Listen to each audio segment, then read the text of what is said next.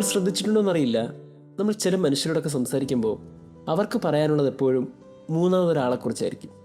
അവരുടെ കുറ്റങ്ങൾ, അവരുടെ പ്രശ്നങ്ങൾ, അവരുടെ കുറവുകൾ, ഇങ്ങനെ ഇല്ലാത്തൊരാളെക്കുറിച്ച് അവർ ഒത്തിരി സംസാരിച്ചുകൊണ്ടേയിരിക്കും.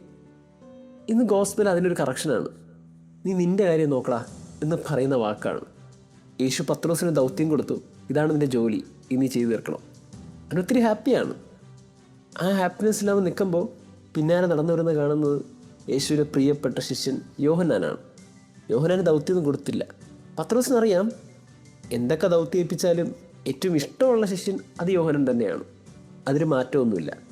അതുകൊണ്ട് പത്രോസിന് ക്യൂരിയോസിറ്റിയാണ്. അവൻ എന്ത് കിട്ടി? എനിക്കിത്ര വലിയ ഉത്തരവാദിത്തം കിട്ടിയെങ്കിൽ അവൻ എന്തായിരിക്കും കിട്ടിയത്? എന്തായിരിക്കും അവനോട് ഒളിപ്പിച്ചു വെച്ചിരിക്കുന്നത്? അങ്ങനെ അയാൾ ക്യൂരിയസ് ആയിരുന്നു. അപ്പോഴാണ് അവൻ നടന്നു വരുന്നത് കണ്ട് യേശുവിനോട് ചോദിച്ചത്, അതെ അവൻ്റെ കാര്യം എന്താണ്? അപ്പോൾ യേശു പറഞ്ഞ ഉത്തരം വളരെ വ്യക്തമാണ്. നിനക്കെന്താടാ? അവൻ്റെ കാര്യം ഞാൻ നോക്കിക്കോളാം. ഞാൻ തിരിച്ച് വരുന്നവരെ അവൻ ഇവിടെ ജീവിക്കണമെന്നാണ് എൻ്റെ ഇഷ്ടമെങ്കിൽ നിനക്കെന്താ? നമ്മളെപ്പോഴും ഈ ഒരു ചോദ്യം ചിന്തിച്ചുകൊണ്ടേയിരിക്കണം. നമുക്ക് നൽകപ്പെട്ട ഉത്തരവാദിത്തങ്ങൾ വലുതാണ്, നമുക്ക് നൽകപ്പെട്ട ദാനങ്ങൾ വലുതാണ്. നമ്മൾ ഒത്തിരി പ്രിവിലേജിലായിട്ടാണ് ജീവിക്കുന്നത്. കർത്താവ് ആവശ്യത്തിലധികം നമുക്ക് നൽകിയിട്ടുണ്ട്. ഇതൊക്കെ കൊണ്ട് സന്തോഷമായിട്ട് നടന്നു പോകേണ്ടവരാണ് നമ്മൾ ഓരോരുത്തരും. പക്ഷെ ചില സമയത്ത് നമ്മളിങ്ങനെ തിരിഞ്ഞു നോക്കും. എന്നിട്ട് അപ്പുറത്തുള്ളവൻ എന്ത് കിട്ടി, ഇപ്പുറത്തുള്ളവൻ എന്ത് കിട്ടി എന്നൊക്കെ ഓർത്ത് നമ്മൾ വല്ലാണ്ട് ആകുലരാകും.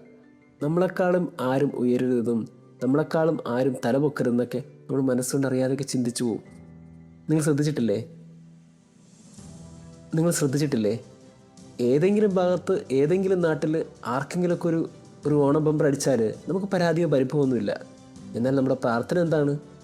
നമ്മുടെ അയൽവക്കത്ത് താമസിക്കുന്ന അവനൊരു 100 രൂപയുടെ ലോട്ടറി പോലും അടിക്കാൻ പാടില്ല. അതാണ് നമ്മുടെ പ്രാർത്ഥന. ഏതെങ്കിലും ഒരു കുട്ടിക്ക് IAS റാങ്ക് കിട്ടിയാൽ കുഴപ്പമില്ല, പക്ഷേ നമ്മുടെ അടുത്ത വിട്ട ഒരാളുടെ കുഞ്ഞിന് റാങ്ക് കിട്ടാൻ പാടില്ല. അത് പത്രത്തിൽ വന്നാൽ നമ്മൾ സഹിക്കില്ല. ഇങ്ങനെയാണ് നമ്മുടെ മനസ്സ്. കുറ്റം പറയാൻ വേണ്ടി പറഞ്ഞതല്ല. ചിലപ്പോഴൊക്കെ നമ്മളറിയാതെ ചാഞ്ചാടുന്ന ഈ ഒരു ഇടങ്ങളിലൊക്കെ ക്രിസ്തു പറയണത് എന്താണെന്നറിയോ? നിനക്കെന്താ? എനിക്ക് തോന്നുന്നു കുറച്ചും കൂടി നമുക്ക് കിട്ടിയ സന്തോഷത്തിലും നമുക്ക് കിട്ടിയ ആനന്ദത്തിലൊക്കെ നമ്മൾ ചുരുങ്ങി നിൽക്കണം. അവൻ ആവശ്യത്തിലധികം ദാനം നമുക്ക് നൽകിയിട്ടുണ്ട്. ഇനി അവൻ്റെയും ഇവൻ്റെയും കാര്യം നോക്കണമെന്നില്ല, നമുക്ക് നമ്മുടെ കാര്യം നോക്കാം. അതല്ലേ നല്ലത്? ദൈവം നമ്മെ അനുഗ്രഹിക്കട്ടെ.